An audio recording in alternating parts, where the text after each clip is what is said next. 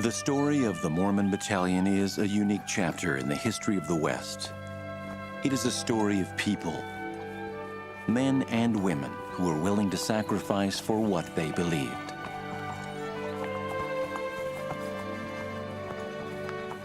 Their story has an unusual beginning.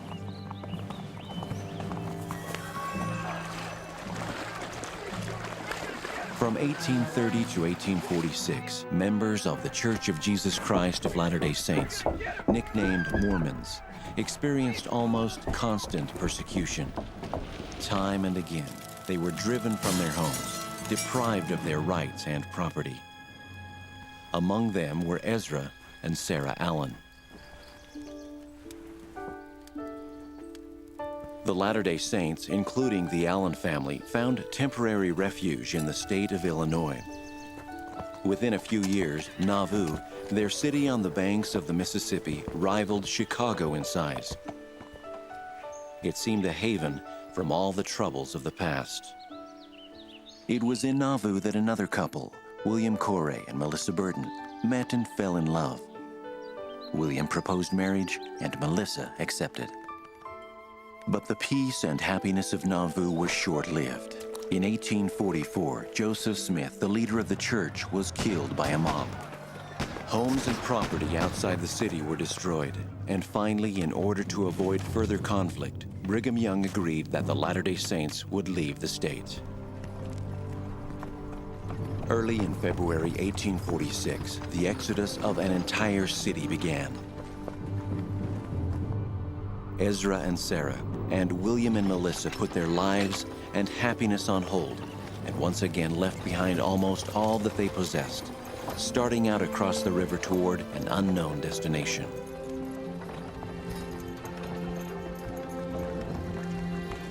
By spring, almost 20,000 members of the church were scattered across the Iowa prairie.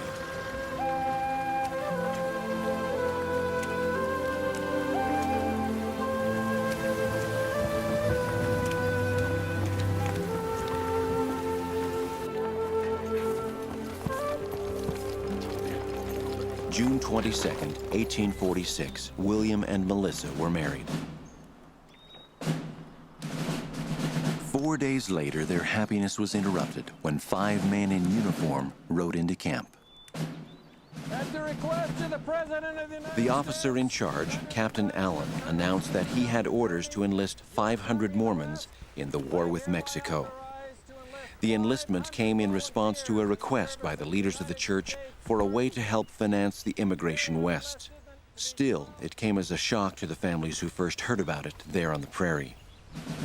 It was quite a hard pill to swallow, to leave wives and children destitute and almost helpless, and go fight the battles of a government that had allowed some of its citizens to drive us from our homes. President Brigham Young said, "The salvation of the church depended upon raising the army." When I heard this, my mind changed. I felt it was my duty to go. 496 volunteers mustered in, among them Ezra Allen and William Corey. The battalion was about to begin the longest infantry march in U.S. military history. It was not an easy thing saying goodbye to their families there on the prairie, wondering if they would ever see them again. The idea of being separated from her new husband didn't set well with 18-year-old Melissa. I don't see why women must always stay behind and worry about their husbands when they could just as well march beside them. Melissa signed up as a laundress. July 20th, the battalion marched away. They took little food except some flour and whatever they could carry. A blanket, a few clothes, a tin cup.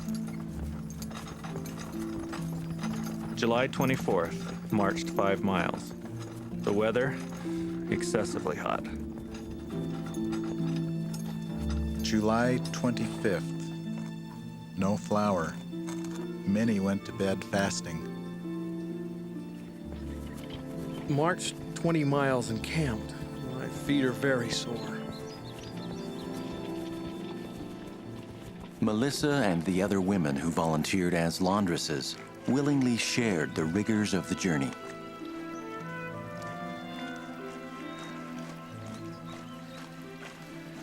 August 1st, the battalion reported for duty at Fort Leavenworth, Kansas. Each man received a musket and a few supplies, as well as a yearly clothing allowance of $42. Most sent the money back to help their families rather than buy uniforms. The only standard article all soldiers had was a white belt and instructions to keep it clean. From Fort Leavenworth, the battalion took its march to Santa Fe, and Brigham Young's promise was fulfilled. Though there will be battles fought in your front and in your rear, on your right and on your left, you will not have any fighting to do. Still, the battalion would endure many hardships. Saturday, August 15th. Our march was slow, the heat intense, the suffering of the sick intolerable.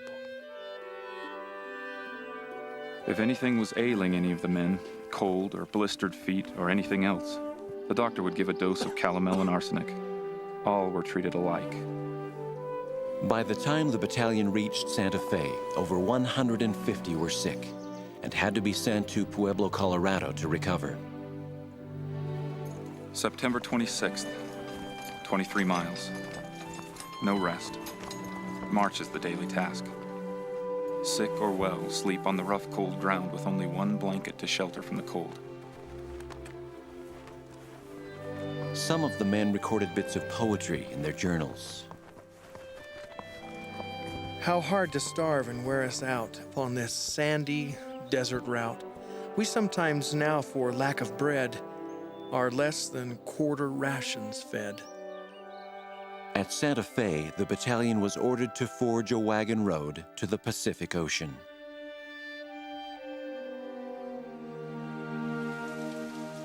This morning, all awoke in a storm.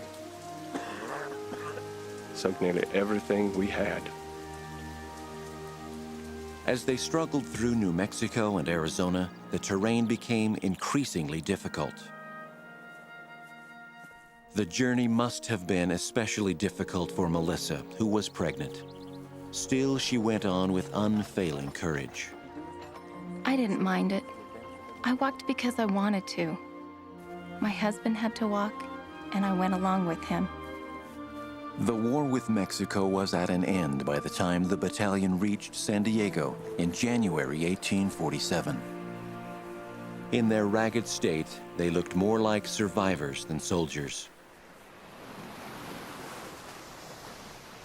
In March of 1847, San Diego was just a village, a plaza surrounded by a church, a few stores and houses.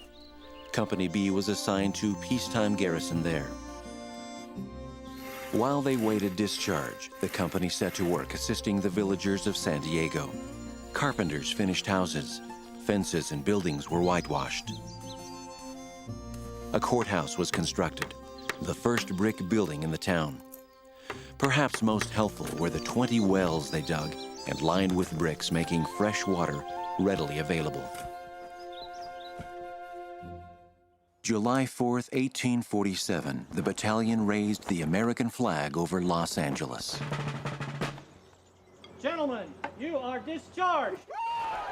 1 year after bidding goodbye to their families, the Mormon battalion was discharged. They didn't know where Brigham Young and the rest of the church were, but they were on their way to find them. A year earlier, in July of 1846, 238 Latter-day Saints, under the leadership of Sam Brannan, had arrived in California on the ship Brooklyn.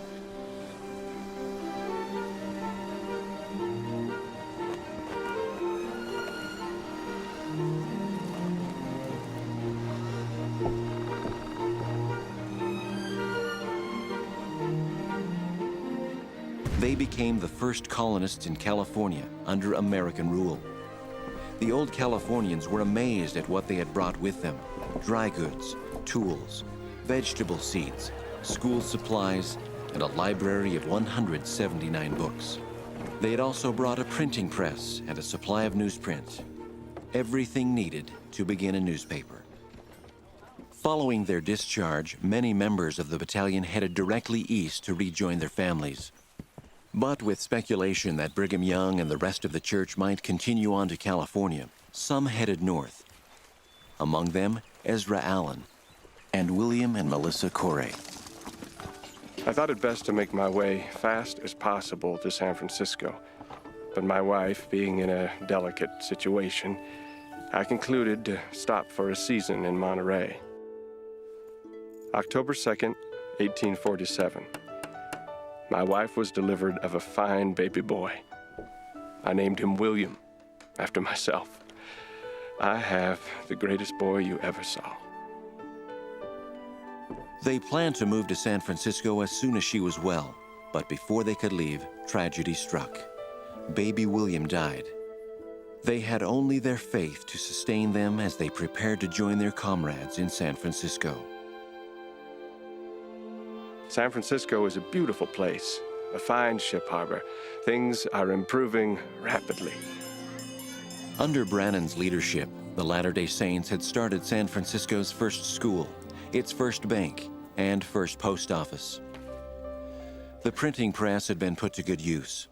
The first edition of the California Star reached the streets of San Francisco January 7, 1847. It was the city's first newspaper. Meanwhile, about 80 members of the discharged battalion had stopped at Sutter's Fort and accepted temporary work in order to purchase needed supplies. Captain John A. Sutter, being desirous of building a flouring mill some 6 miles from the fort and a sawmill about 45 miles away, proposed to hire all the men. Sutter had wanted to build the mills for some time, but lacked skilled labor to do it.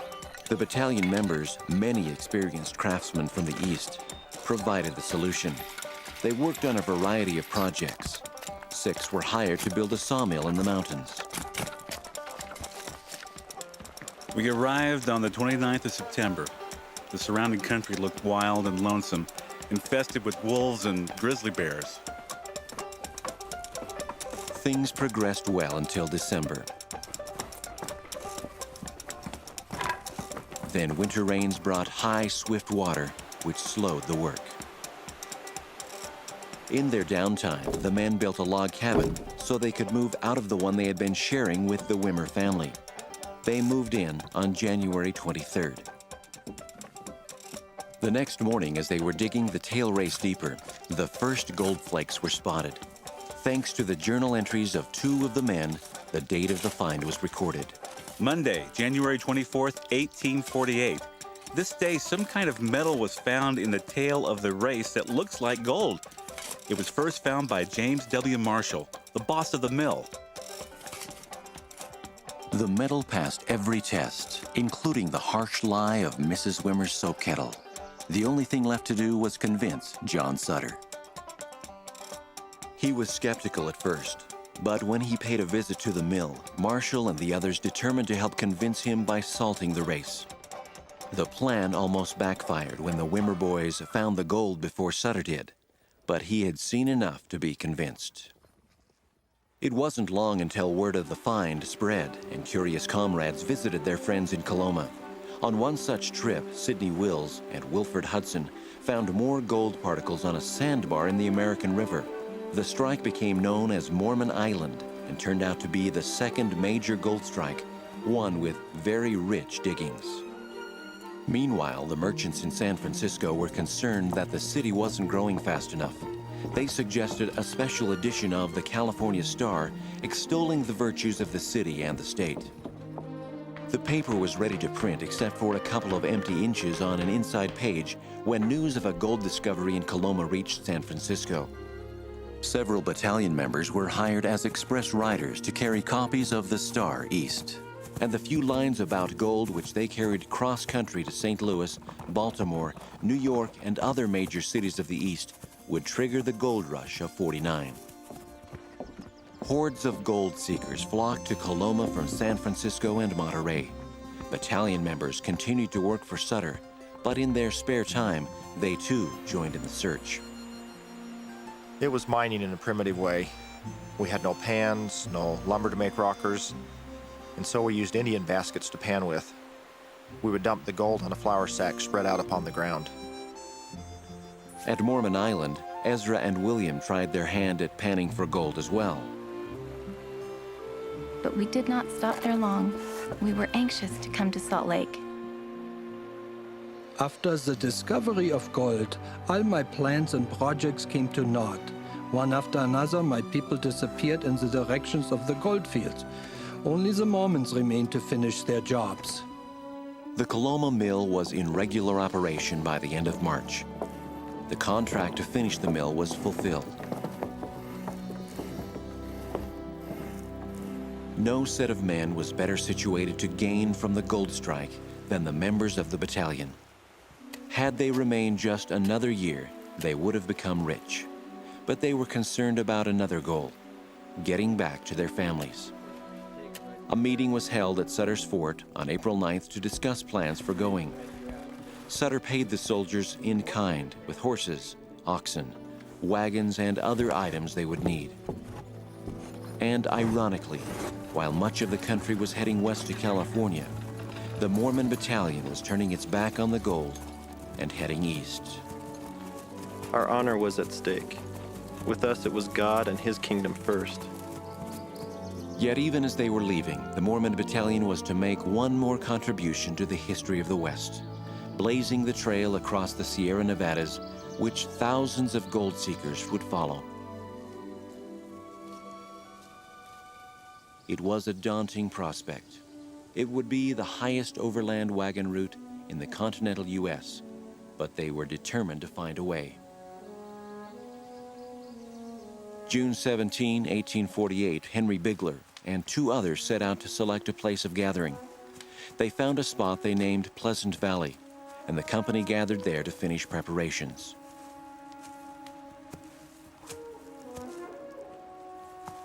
Daniel Browett was elected president of the company, and while the rest of the party was making preparations, he and Ezra Allen, along with Henderson Cox, went ahead to scout a trail along Iron Mountain Ridge to Carson Pass. They didn't return. Finally, the rest of the party headed off after them, 45 men and one woman, Melissa Corey. The country is rougher than first reports indicated. Brush and rocks give the wagons considerable difficulty in passing. Most of our time is consumed in working the road. Wednesday, July 19th. Discovered what looked like a shallow grave and dead campfire. We commenced to open it, and at the bottom, to our great horror, found the bodies of our three friends, divested of every article of clothing and exhibiting marks of terrible violence. In the grass, we found Ezra Allen's buckskin bag. As the murderers took off his clothing, the bag most likely slid into the grass. It was a time of mourning to think that the man that was to be our leader to Salt Lake was now lying dead. In all my journey with the battalion, this was the worst night. The company laid over a full day to prepare the grave of their friends, and Wilford Hudson carved an epitaph on a nearby tree. They named the place Tragedy Spring. Saturday, July 22nd, Rock Creek. The climb is even steeper now. Wagons continue to break down and need almost constant repair. 15 men worked the road to the top of the mountain. July 29th, Summit Camp, 2 miles. Cliffs with sharp drops. Very hard going. July 31st, Pass Canyon. Impossible to build a road through this canyon.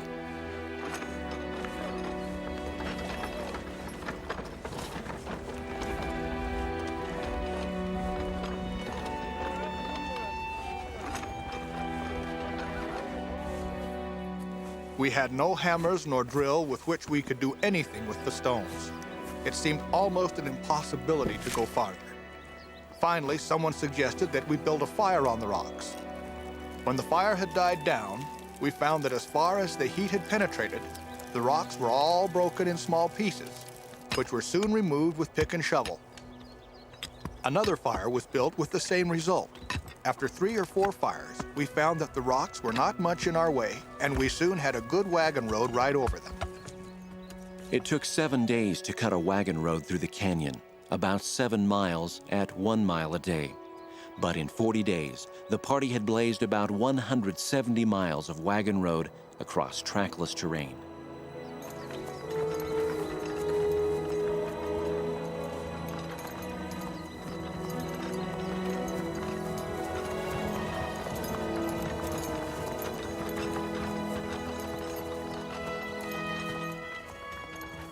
For the next 16 years, thousands of gold and land seekers traveled this route.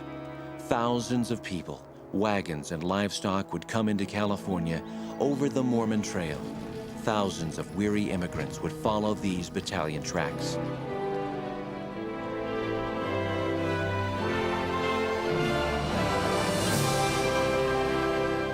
Melissa and William and their comrades reached Salt Lake City October 6th, 1848. They were home at last.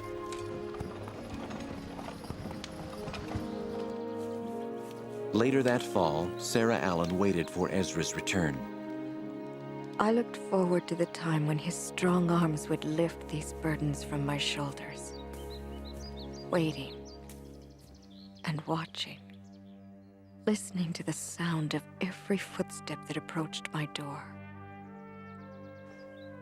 Word of Ezra's fate finally reached Sarah, along with the pouch containing the gold. She used the gold to buy a wagon and supplies and bring her family west. But she reserved enough to make a wedding ring, which she wore the remainder of her life.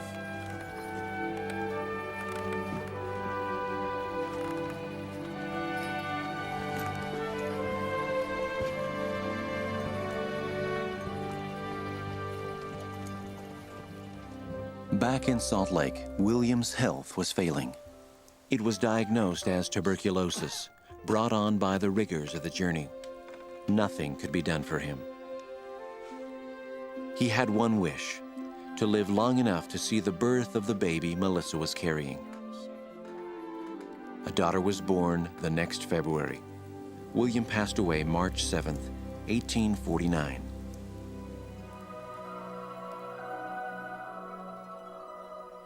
Looking back on my life, I do not feel to complain. I think my trials are great, but we have hopes of meeting again where we will not be subject to separation. So ended a history-making adventure. William and Melissa, Ezra and Sarah, as well as hundreds of others, paid a costly price for their faith. But the sacrifices they made live on. The country they explored, the cities they helped found, the roads they built, have become a legacy to future generations. Brigham Young's words were literally fulfilled. The Mormon Battalion will be held in honorable remembrance to the latest generation.